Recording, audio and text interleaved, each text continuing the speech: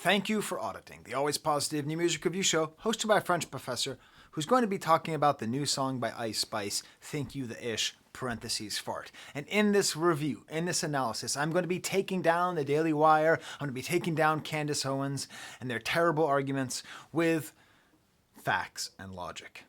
And of course, some personal taste. I'm going to be talking about the greatness of Ice Spice, why she deserves to be considered a hip-hop artist and a real rapper. We're going to talk about some shifts in rap styles, including maybe the falling out of favor of drill and the rise of house rap. I'm going to talk about the meaning of all this excrement and poop that's all over the place. Between 21 Savage to Ice Spice, we're drowning in poop, and why. And finally, I'll throw a little extra element there of colorism in there just to flesh out the whole thing. All right? Are you excited for this video? Because I am. So let's start off with the thing that might have got you to click, I don't know.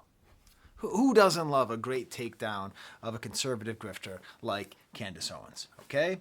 Now, first of all, caveat, Candace Owens is a great communicator, okay? She's very good at what she does. I have a lot of admiration for her skills as an orator and as somebody who's capable of activating people's anger and prejudice. And she is capable of producing things that make you think. But this take on the new Ice Spice song is some of her laziest work, and I'm going to absolutely tear it to shreds. I happen to find the link on TMZ. I don't support TMZ, but that's where I found the link, okay? So here we are. This is what Candace Owens has to say about the new song. Ice Spice recently released a song, and I'm going to tell you what the song's title is. It's called Think You the Fart. Yeah, I'm sorry. That's the title of the song. It's called Think You the Fart. And if you're wondering whether or not it's a good song, what do you think? It's called Think You the Fart. Now, I think we can all admit that we've fallen as a society. I mean, I wouldn't say that that was Mozart or Beethoven, but I'm not all of these mainstream media publications that routinely rush to defend this kind of music, similar to what they did with WAP, the most disgusting and filthiest lyrics that I've ever read.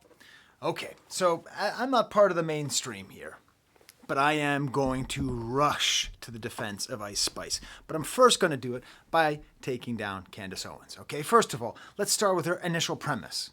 It's bad because, of course, it's bad because the title is bad. But she doesn't even get the title right. She says it's called You Not the Ish Fart. That's not what it's called. It's called You Not the Ish parentheses fart.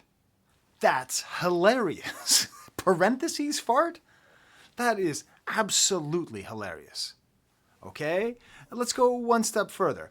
I think we can admit that we've fallen as a society. According to whom? You know what? Why? Why? Because there's a goofy song that people like? But let's really take her to task on the following sentence. I wouldn't say that it was Mozart or Beethoven. You know, maybe she's right. I'm thinking of a different Ice Spice song that's kind of similar, okay? It goes like this. Lick my ass. Quickly, quickly. Lick my ass. Quickly, quickly. Oh, I'm sorry, I'm wrong. That's not an Ice Spice song. That's a Mozart song. Mozart wrote that. Now, it was in German. Leck mich im Arsch. But hey, that's K231. If you're looking it up in Mozart's catalog, okay? It's called Lick My Ass Quickly, Quickly. Mozart loved the butt. He loved poop. He has over 30, or I guess precisely 39 letters in which he talks about poop, how much he loves it. He writes weird love letters to his cousin where he talks, like, asks her to take a poop in the bed. There's other songs which are maybe attributed to him which are also about poop. There's an entire great YouTube video by someone named Philosophried. I'll include a link to it called Mozart and Poop, a Love Story. So don't think that Ice Spice invented scatological music or scatological hip hop, or that our society has fallen from the heights of Mozart. Because if Mozart were here today, Candace Owens would think he was trash too, because that's how the world works. Innovators, people who move culture forward, people who are not conservative in their views and stick to the past are always rejected by the people who are conservative and stuck in the past, okay? I also found some spurious article that said that Beethoven was related to poop, but I didn't find any resources to that. Please tell me in the comments if that's true as well. All right, so facts and logic completely destroyed. But let's, come on. If you're here and you're watching this, you might be the next video I'm going to do is about Rap Ferreira, a great underground rap artist. And I'm really into underground rap music and into the art of hip hop. But let's talk a little bit more about Ice Spice. Let's talk about who she is. Let's talk about whether or not she's real hip hop. Benny the Butcher just came out with an album. Who's more real hip hop, Ice Spice or Benny the Butcher? While you unsubscribe me, let me tell you that it might be Ice Spice. Not just because she's from the Bronx, and Bronx is where hip hop is from. I just 25 minutes ago taught a class on DJ Kool Herc, Grandmaster Flash, and Africa Bambaataa and the founding of hip hop. Okay, and this is the thing: rap music isn't. It's a competitive art, and it's about how do you get attention. That's actually how hip hop started.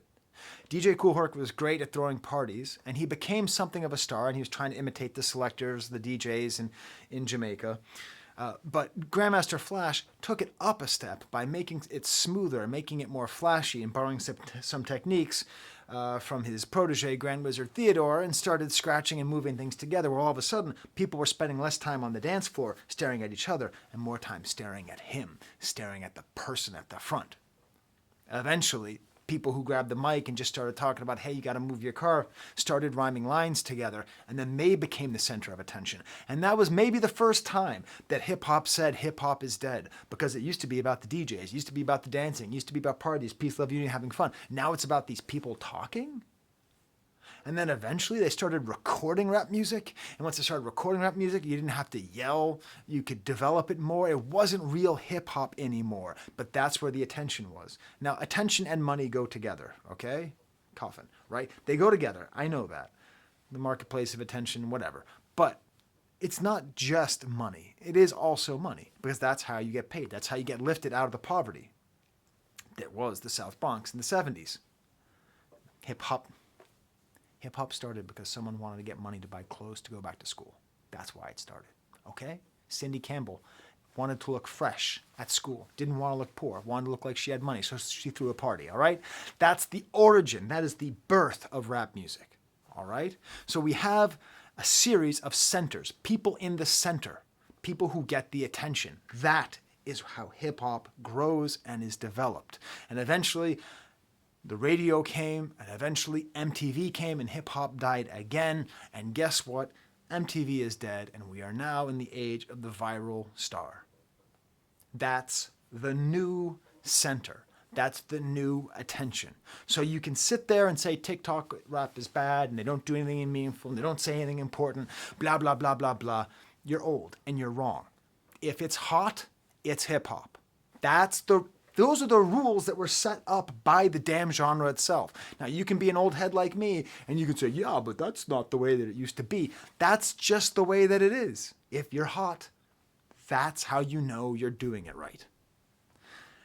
I'm not even saying all this because I think this is a bad song and I need to excuse it. Have you heard this song? Ice Spice actually deserves more credit just objectively. She works with Riot USA. That's her producer. Like, she works with him all the time. They're like a little duo. She's like, a real artist who has a collaborator who's making something intentionally. She's not like whatever, Takeshi 6ix9ine, a different person who how to capitalize on attention, just finds the hottest producers and just does whatever. Like, Ice Spice and Riot USA are like Billie Eilish and Phineas, they're not related, but they're like a little team that works together. They're collaborators that are working together to make songs.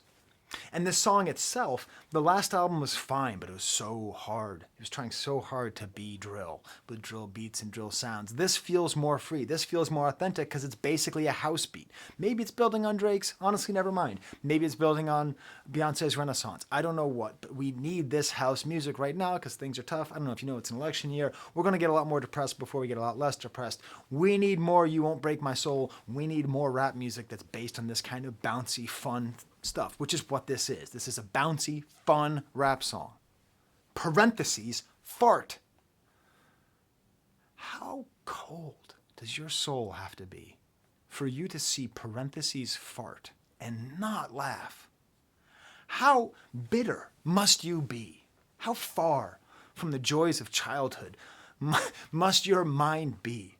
I'm a professor with a doctorate in philosophy, and I can recognize that's hilarious. What's your excuse? Let's remember, Ice Spice's style.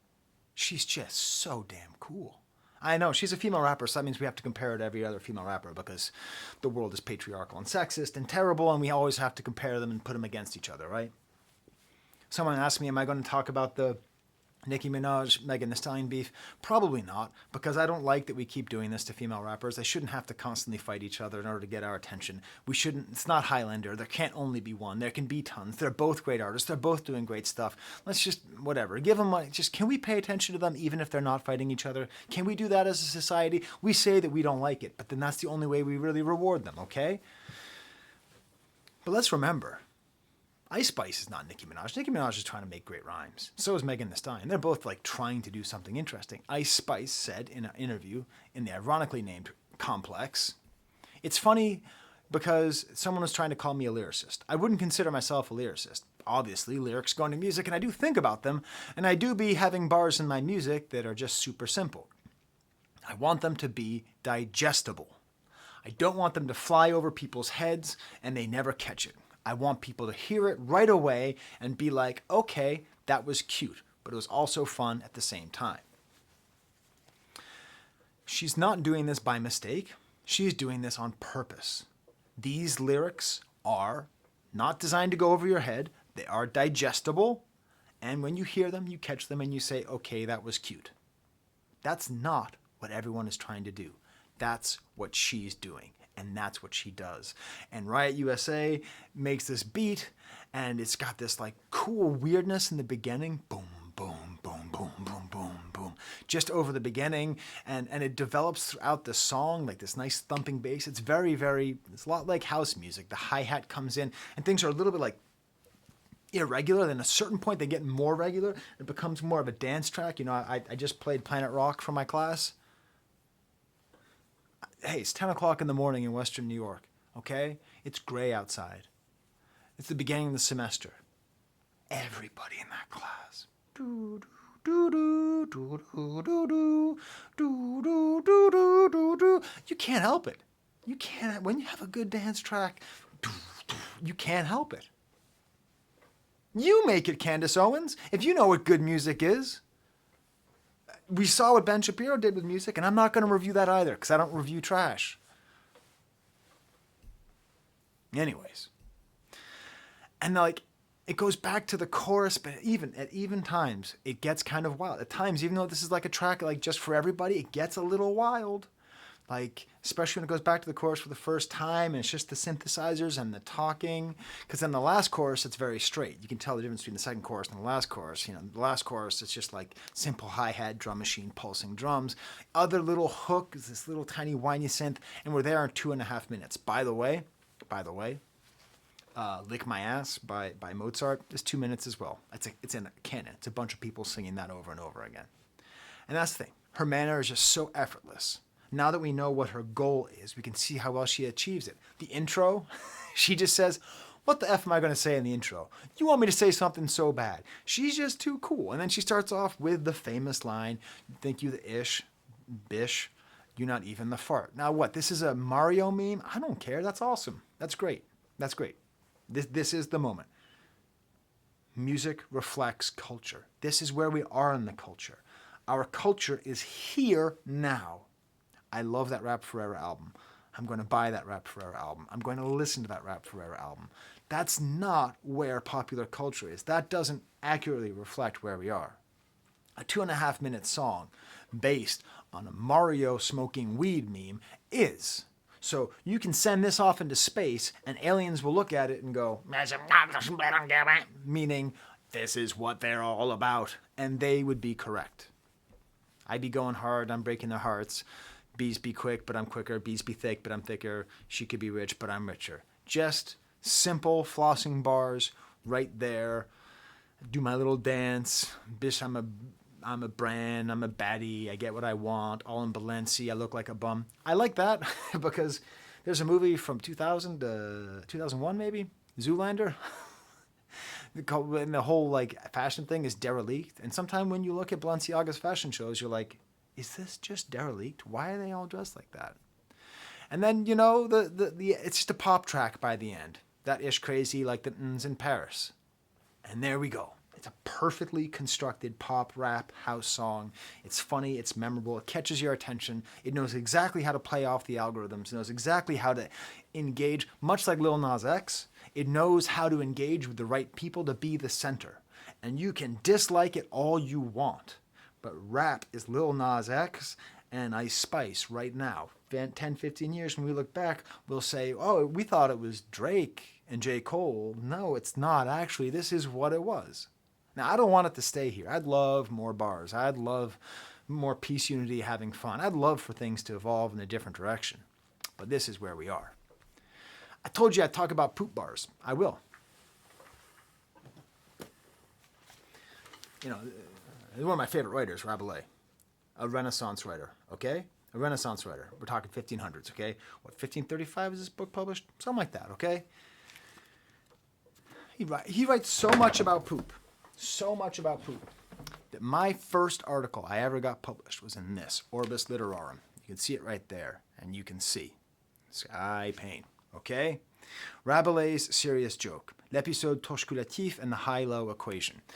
Episode torcheculatif is an entire chapter written about how to wipe your ass, how to best wipe your ass. And it's meaningful because in this case, what I argue is that he was drawing a parallel between the act of writing and the act of wiping your ass as things that only human beings can do, therefore being a humanistic expression. Okay? It's a great article. Find it if you can. But I do think there's something else happening here because poop is a meaningful thing. Why do you poop? You poop because you consume. Excrement, evacuations. Okay? What is our culture? Our culture is consuming and consuming and consuming. There has to be a growing parallel side where we're thinking about how do we excrement? How do we get these things out? We are consuming so much, there has to be some added element of excrement. Okay? It's important. Parentheses, fart. Finally, colorism. Hey, I'm super white. I'm so white. I'm the same color as most of those books back there, okay? But there is some interesting stuff about colorism here. You know, she's Dominican and African American, so her skin tone is light. And just to take a second here on some lyrics, I need a vacay, I'm losing my tan. So that's fascinating because that's drawing attention to the fact because, you know, if you are just straight African origins, you don't usually think about getting a tan. Of course, skin color does get darker in the summer, even if you have dark skin, right? That just happens. But it's not as noticeable as it is with me. I don't tan, I burn. But even if I could tan, you know. So it's interesting because she seems to be drawing attention to this fact that she can tan. And later she said, I said, mirror, mirror, who's the fairest? And there's a train going by. This is a quote from Snow White, right? Mirror, mirror on the wall, who's the fairest of them all? But fair means light-skinned. Now, I looked up an article in NPR. I'll include a link to it in the comments. Fair is an old word that used to just mean beautiful, but now it means light complexion. So she's saying who's the fairest of them all, but what she's actually saying is who's the lightest skin of them all. So that's a whole issue. I officially have nothing to say about this. I have no lived experience. All I can do is comment that this artist who's very popular talks about needing a tan while also being the lightest skinned. There's a contradiction there that I find interesting. Did you like this video? If you did, please subscribe. Please smash the like bucket. It's the first time I've ever gone after Candace Owens or anyone in Daily Wire. I'm a YouTuber now. Ben Shapiro is stupid. I'm done. That's all I got. Actually, I won't even say stupid because that's an ableist term, and it would piss him off for me to say that I'm not going to call him something ableist because he probably doesn't even believe in ableism, which is a very real thing. So he's silly and unintelligent. All right, that's it. So if you liked the video, do AVAA. That means awesome video as always. Do not gamble on sports. That's my sponsor. It's class warfare. They're trying to make you poor. Don't do it. And until next time, there's the camera.